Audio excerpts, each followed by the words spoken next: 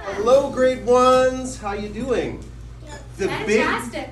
This big guy, his name is Bunsen, and the little one is his elf named Beaker.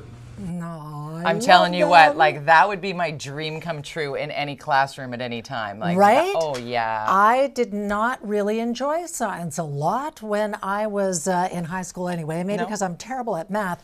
But the idea of having dogs teaching you about science would make it so much fun for students, I think. You had me at dogs. And this is what's happening in a Canadian school in Red Deer, Alberta. Bunsen and Beaker are part of the kind of, maybe unofficial curriculum, and they're human. Is that what you do with dogs? They call him right? a human. His name is Jason ZACKOWSKI. He is a science teacher, and he is joining us now to tell us all about this super awesome sort of marriage of science and dogs. So, Jason, thank you so much for joining us. I am so happy to be here. They actually gave you a little time off your classes so that you could spend some time with us here. Hey, listen, how did you come up with the idea? What is the genesis of the science dogs? Okay, so it's a pretty fun story. When we got Bunsen, he's a Bernese Mountain Dog, and when they're puppies, if you've ever seen a Bernese Mountain Dog puppy, they look like little cubs, like little bear cubs. Yeah.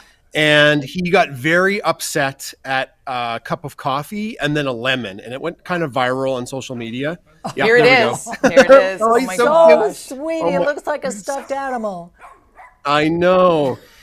And Bernese Mountain Dogs are a big breed, right? So he grew to be huge. He's a big guy.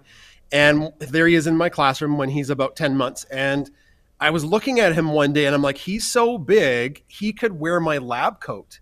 So I just put my lab coat on him like he was a person, and he's like very well trained. That's one. Now he has his own lab coat, and I put my safety glasses on him, and that's how it was created. I snapped a picture, that picture of him. The first one went viral, and then on Twitter, or whatever it's called now, X. Yeah. I tweeted from the perspective of a dog teaching science, like. They used to use beetle carapaces in M&Ms, but now we don't. How come they didn't use bacon? And that really caught fire, right? Yeah. People love dogs. It's so relatable. And might I just point out as well, for everybody who loves the idea of having a Bernese Mountain Dog, typically at 10 months old, they aren't that great. Like, oh my gosh, he's so well behaved. Like, high-fiving you at 10 months. That's a good boy. Yeah. That's a good boy. And now tell us a little about Bunsen's cohort Beaker. Right. So during COVID, I don't think Bunsen was lonely, but he was alone, right? Yeah. And he loves other dogs. And we're like, you know what? I think we can do having two dogs. And we got a little golden retriever, and she was full of chaos and teeth. And she's the perfect Muse. She's the perfect yin to Bunsen's yang, and together they love each other. They're so good together, and they have different personalities. Like Bunsen's very stoic, and he's very serious, and Beaker is like chaotic. So, Like the little annoying brother kind of thing. How do you weave science curriculum into the narrative of Bunsen and Beaker? Give us some examples. yeah. So a good example is anything related to how dogs process their world, because you can relate to that to biology with kids. And a good example is like humans perceive most of our world through sight. Right? Unless you are a non-sighted person, you perceive your world through sight. And the more we learn about animals, is that's not their predominant thing. Mm-hmm. And the wonder that causes with kids when we're talking about optics, and you're like, well, dogs don't necessarily perceive through light, but they perceive the world through smell. Mm-hmm. And then when we talk about organic chemicals, there's structures to them. Dogs can smell when we're stressed. That is a legit fact proven by science. When we're stressed, dogs can smell those stress hormones. Dogs can smell when people are about to have an epileptic seizure because you release VOCs, volatile organic compounds. And you mentioned you didn't necessarily like science. When you put things that way to kids, it makes it way more relatable, right? Yeah, oh, absolutely. Way more fun. And it sticks. I was saying to Linda when we were first talking about having you on, it kind of reminds me a little bit about Schoolhouse Rocks in the old days, interstitials, right? I learned about conjunctions by way of a song. And it's sort of a practical learning thing. Like you're almost sneaking in the science when it's surrounded by something as beautiful as these are your house pets, right? Yeah. Oh, they're our pets. We love them. They're, this whole like social media thing that's exploded with them is we're just happy to share our pets with the world. But yeah, they are our house pets. They're our family. Yeah. If you have dogs, they're not your pets. They're your family.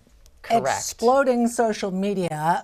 You have you're marching toward 200,000 followers. The dogs have a podcast, get it? PAWD. Right? And apparently you bring on scientists. What kind of guests have you had? Oh man. So being able to communicate science, I'm a scientist and I'm a science teacher, and having this world open up to me through Bunsen and Beaker, you mentioned that we do have quite a lot of followers. Like if I ask a scientist to be on our show, they're like, oh yeah, take a look at how big our account is. Yeah. So I've had scientists that study dark matter, like Dr. Katie Mack, one of the leading researchers of dark matter. Nice. I've had squid scientists, paleontologists. My little nephew, his favorite dinosaur is Spinosaurus. And I reached out to the guy who discovered Spinosaurus in the Sahara, Dr. Nazir Ibrahim, and he was on our podcast 2 weeks ago. I got to talk to him about Spinosaurus and ask him a bunch of questions that my nephew had about this massive predatory aquatic monster. Which brings in all of the kids to be like, what? Who's talking about the Spinosaurus? Because anybody who has littles, they know that when you hit their sweet spot of what they want to know about, then you got them. Yeah, right? brains right up. What you're doing is so important and special, Jason. And there are people who were reaching out to Linda and I going, how do I watch the show? How do I watch the show? From all over the world. So you have to, wave to your fan base. We love you all. Hello. Yeah. It's great to have you here. Thank you for doing this. And on X, it's at Bunsen and Beaker. And the podcast, is it called Science Dogs? The Science Podcast. There you go. Yeah, we're everywhere. We're everywhere. Jason, love it. Thank you so much for sharing your love of science and dogs with us.